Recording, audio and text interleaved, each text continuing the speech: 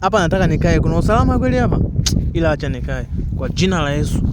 Kiimani zaidi, mwenye mtu wa imani hapa. Siku ya jana bwana, tarehe 22 2025 mwezi wa 10 na ngapi, mwezi wa 11 jioni, mwanangu nimekaa zangu pale hivi madukani, kulikuwa kuna soda pale chini, umeona soda mtu alikuwa amekunywa kaibakiza. Sasa hiyo soda roho yangu ilikuwa inaniambia mwaga hiyo soda, mwaga hiyo soda, lakini mimi nikaa nimepuuzia, mwaga hiyo soda.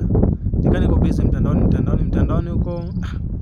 Nimekaa kidogo, kapita madogo watatu hivi, ngaa lodi kubwa hapo ya modi hapo, njia kuelekea dawa. Wengine wakapita mkono wa kulia mwa barabara ambaye ni ng'ambo kule, udogo mwingine akapita mkono wa kushoto huko ambaye ni ng'ambo ambapo ndo niko mimi. Yule dogo ananiambia brother, nikamwambia naam, vipi dogo, safi.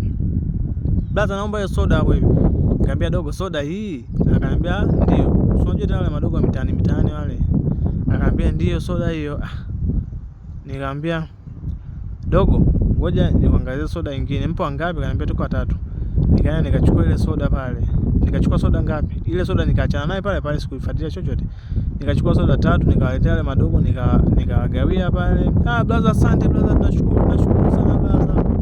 Unajua madogo mtaani wanavyoongea kwa Kiswahili chao cha kioni. Wakapita, tunashukuru sana wale madogo. Wakapita hivi.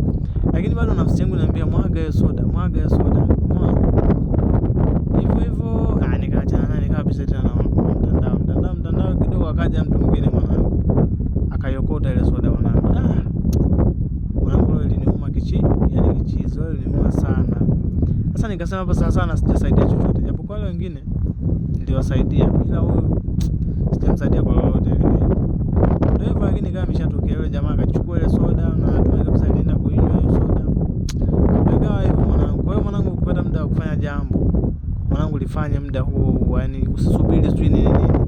Fanya jambo muda huo, maana unapodharau unaacha kitu kinakuwa wewe mwenyewe, unaona?